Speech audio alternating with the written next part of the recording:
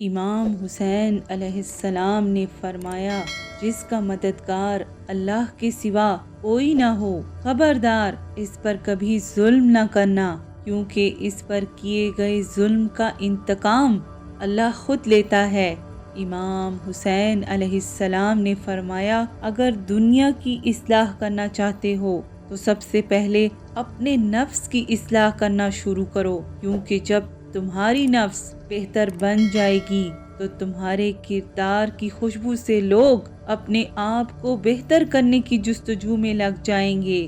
امام حسین علیہ السلام نے فرمایا، اے لوگو، تمہاری عمر دن بدن گھٹتی جا رہی ہے، بس جو کچھ تمہارے پاس موجود ہے، جتنا ہو سکے اس سے لوگوں کی مدد کرنے کا جذبہ پیدا کرو، کیونکہ یہی عمل تمہیں دونوں جہان میں سرخرو کرے گا۔ امام حسین علیہ السلام نے فرمایا، عورت کے گھر کا کام کرنا ایک عظیم عبادت ہے، کیونکہ میں نے اللہ کے رسول سے سنا، جب عورت اپنے گھر کے کام میں مصروف ہوتی ہے تو اللہ اس کا لمحہ لمحہ عبادت میں شامل کر دیتا ہے۔